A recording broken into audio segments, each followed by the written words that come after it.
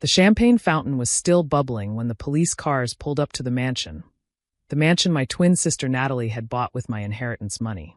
Through the floor-to-ceiling windows, I watched her face transform from triumphant hostess to cornered animal as the officers approached the front door.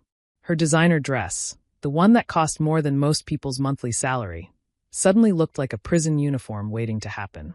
Karma, I whispered to myself from my car across the street, arrives exactly when it's supposed to. But to understand how we got here, how my identical twin sister ended up in handcuffs at her own housewarming party, I need to take you back 6 months, to the day our grandmother died. My name is Victoria Sterling, and I'm the older twin by exactly 7 minutes. Those 7 minutes were the only time in our lives that Natalie hadn't tried to take something that was mine. From the moment she followed me into the world, screaming and demanding attention, she'd been playing catch-up, convinced that being born second meant she deserved to take first place in everything else. Growing up, Natalie and I were mirror images with opposite souls. Same honey blonde hair, same green eyes, same heart-shaped face that made people do double takes on the street. But where I was quiet and studious, Natalie was loud and demanding. Where I saved my allowance, she spent hers and then cried until she got mine too. Where I built relationships, she burned bridges and expected me to rebuild them. Our parents, exhausted by her constant tantrums, had long ago adopted a policy of appeasement. Just give her the doll, Victoria. Let her wear your new dress, Victoria. She's your sister, Victoria. But our grandmother, Grandma Eleanor, saw through it all. That child, she'd say, watching Natalie manipulate another situation to her advantage, is going to learn a hard lesson one day. Grandma Eleanor was old money in every sense of the word. Her fortune came from her late husband's shipping empire, but she'd grown it herself through careful investments and an sharp eye for real estate. She lived modestly despite her wealth, believing that money should work for you, not define you. I spent every summer at her estate in Connecticut, learning about art, music, and the stock market. Natalie came too, but usually spent the time complaining about the lack of a pool or begging for shopping trips to Manhattan.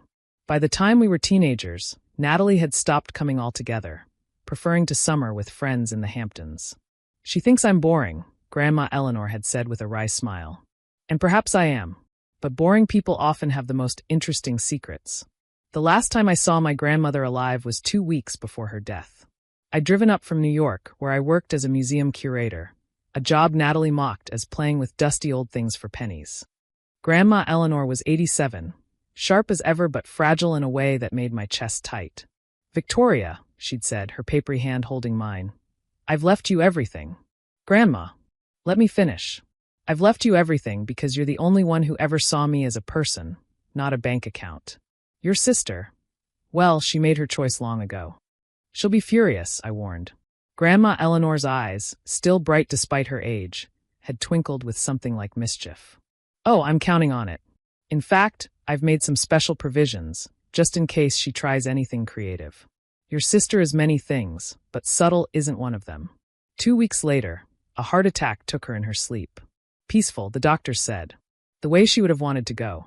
At the funeral, Natalie played the part of the grieving granddaughter perfectly. Designer black dress, theatrical tears, clutching my arm as if we were united in our loss. She'd even given a speech about how much Grandma Eleanor meant to us, as if she hadn't ignored her for the last decade. I can't believe she's gone, Natalie had sobbed to anyone who would listen. We were so close. The will reading was scheduled for the following Monday at the offices of Hartley and Associates, Grandma Eleanor's law firm for the past 40 years. I arrived early, nervous despite knowing what was coming. Mr. Hartley, a distinguished man in his 70s who'd known our family for decades, greeted me warmly. Your grandmother was a remarkable woman, he said. She thought of everything. Natalie arrived late, of course, sweeping in with an entourage. Her husband Derek, a real estate developer with questionable ethics, and her personal assistant, a nervous young woman who looked like she'd rather be anywhere else. Let's get this over with, Natalie announced, checking her phone. I have a showing at 2. Mr. Hartley's expression didn't change, but I caught the slight tightening around his eyes. He'd dealt with Natalie before. The reading was straightforward. Some charitable donations, some personal items to old friends, and then, to my granddaughter Victoria Eleanor Sterling, I leave the remainder of my estate, including all financial assets, real estate holdings, and personal property, valued at approximately $7 million. The silence that followed was deafening. I kept my eyes on Mr. Hartley, but I could feel Natalie's stare burning into the side of my face. "I'm sorry," she said, her voice dangerously sweet. "Could you repeat that? I think there's been a mistake." "There's no mistake, Mrs. Drake. Your grandmother was quite clear in her wishes. But that's impossible. We're twins. Equal distribution is standard. This must be contestable." Mr. Hartley adjusted his glasses. "Your grandmother anticipated you might feel that way. She included a letter to be read in the event of any challenges to the will." He opened a sealed envelope and began to read in Grandma Eleanor's distinctive voice. "To whomever seeks to challenge this will, know that my decisions were made with full mental capacity and careful consideration. I have left my estate to Victoria because she is the only one who valued me as a grandmother, not an ATM. To Natalie, I leave this advice. Money earned is always worth more than money taken. Perhaps it's time you learned that lesson." Natalie's face had gone from red to purple to white in the span of 30 seconds. "This is insane. I'm her granddaughter too. I deserve half of everything." "Deserve?" I finally spoke, my voice steadier than I felt. "When was the last time you even spoke to her, Nat? When was the last time you visited without asking for money?" "That's not, you don't, Derek, do something." Derek was already on his phone, presumably calling their lawyer. Natalie stood abruptly, her chair screeching against the floor. "This isn't over," she hissed at me. "You think you're so special, so perfect. We'll see about that." She stormed out, Derek trailing behind, leaving me alone with Mr. Hartley. "Your grandmother," he said quietly, "included some very specific protective clauses in this will. She seemed to think your sister might attempt something inappropriate." "Like what?" He slid a document across the desk. "Like this. It's called a fraud protection clause. If anyone attempts to claim the inheritance through false pretenses, forged documents, identity theft, that sort of thing, they not only forfeit any claim to the estate, but also face criminal prosecution. Your grandmother was very thorough." I stared at the clause, written in dense legal language. "She really thought Natalie would try to steal it?" She said, and I quote, "That girl has been taking Victoria's things since they were in diapers. I won't let her take this too." For the next 3 weeks, I heard nothing from Natalie. The silence was more unnerving than her threats. I began the process of settling the estate, meeting with financial advisors, touring the properties I'd inherited. The museum gave me a leave of absence to handle everything. Then, on a Thursday morning, I got a call from Mr. Hartley. "Victoria, I need you to come to my office immediately. There's been a development." My stomach dropped. "What kind of development?" "Someone claiming to be you came to my office yesterday afternoon. They had your ID, knew all the right information, and signed papers to liquidate the entire estate." The room spun. "That's impossible. I was at the museum all day yesterday. I have witnesses." "I know," he interrupted. "That's why I stalled the paperwork. Your grandmother warned me this might happen. How quickly can you get here?" I broke every speed limit getting to his office. Mr. Hartley was waiting with 2 other people, a woman I didn't recognize and a man who looked like security. "This is Detective Morrison," he explained. "I called her when I suspected fraud. And this is our security chief, Tom. He has some footage you need to see." The security video was grainy but clear enough. A woman who looked exactly like me walked into the building at 3:47 p.m. My walk, my hairstyle, even my mannerisms. She signed in at reception, took the elevator to Mr. Hartley's floor, and spent 45 minutes in his office. "That's when she started making mistakes," Mr. Hartley said. "She was too eager, too pushy. You're always cautious about financial decisions. She wanted everything liquidated immediately, transferred to an offshore account. When I suggested we should wait, follow proper procedures, she became agitated. She also," Detective Morrison added, "made one crucial error. She signed the documents with her left hand." I held up my right hand. "I'm right-handed." "We know. We checked your previous signatures. Your sister, however, is left-handed." The pieces clicked into place. Natalie had stolen my ID, probably during the funeral when she'd been clutching my arm. She'd studied me, practiced being me, and thought she could waltz in and steal $7 million. "Where is she now?" I asked. Detective Morrison smiled grimly.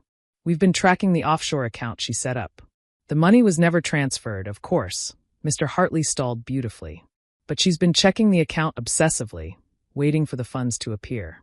Yesterday, she put a deposit down on a mansion in Westchester. Cash offer, claiming the rest would be wired within the week. She's that confident she got away with it? Criminals often are.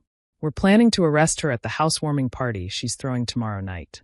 She's already sent invitations, apparently, calling it her dream home celebration. I stared at them. She's throwing a party to celebrate stealing my inheritance? Mr. Hartley pulled out an invitation, thick cardstock, gold embossing. You're invited, actually. She's being very gracious about her recent windfall. That's how I found myself parked across from a $3.5 million mansion the next night, watching my twin sister celebrate her imagined victory. She'd invited everyone, old friends, distant relatives, society connections Derek had cultivated. Caterers circulated with champagne and canapes. A string quartet played in the garden. Detective Morrison sat beside me in the unmarked car. We're waiting for her to make a speech, she explained. She's been telling everyone about her inheritance. The more witnesses to her lies, the stronger our case. At 8:47 p.m., Natalie clinked a champagne flute. The crowd gathered around her on the mansion's grand staircase. Thank you all for coming, she began, her voice carrying clearly through the open windows. As many of you know, I recently lost my beloved grandmother, Eleanor Sterling. I gripped the door handle, fury rising at hearing her claim a relationship she'd abandoned. She left me her entire estate, Natalie continued, recognizing the special bond we shared. This house is just the beginning of the beautiful life she wanted for me. That's our cue, Detective Morrison said, speaking into her radio. All units move in. What happened next was beautiful in its precision. Police cars materialized from every direction, officers in uniform walking calmly but purposefully toward the front door. The party guests noticed immediately, whispers rippling through the crowd. Natalie was still talking, oblivious. I plan to honor her memory by Mrs. Drake. Detective Morrison's voice cut through the night. I need you to come with us, please. The champagne flute slipped from Natalie's hand, shattering on the marble steps. What's happening? Derek? Derek, do something. But Derek was already backing away, his face a mask of shock and calculation. He knew exactly what this meant. Natalie Drake, you're under arrest for identity theft, fraud, and attempted grand larceny. This is a mistake, Natalie shrieked as they cuffed her. I'm Victoria Sterling. That's my inheritance. Tell them, Derek. Derek said nothing. He was probably already calculating how to distance himself from this disaster. As they led her past the windows, Natalie's eyes found mine through the glass. For just a moment, our identical faces stared at each other, one heading to jail, one finally free. Victoria, she screamed. Victoria, please. We're sisters. We're twins. I stepped out of the car then, walking slowly toward the mansion she'd bought with money she'd tried to steal. The party guests parted before me, some recognizing me, others just sensing the drama unfolding.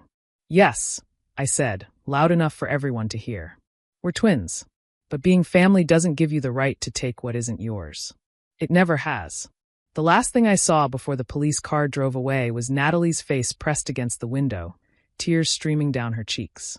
Not tears of remorse. I knew my sister better than that.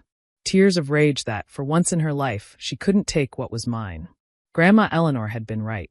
Natalie did learn a hard lesson that day. And she learned it in handcuffs, at the housewarming party for a mansion she'd never actually owned, in front of everyone she'd tried to impress with her stolen fortune. The fraud protection clause worked exactly as intended. Natalie was sentenced to 5 years in prison for identity theft and fraud. The mansion was seized as evidence of criminal intent. Derek filed for divorce before she'd even been processed. I kept one photo from that night, a shot someone had posted on social media before they realized what was happening.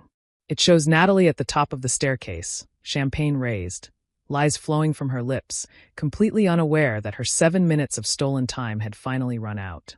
Grandma Eleanor's real gift wasn't the money. It was teaching me that some people will always try to take what you've earned. The trick is being smarter than they are, and having a very, very good lawyer.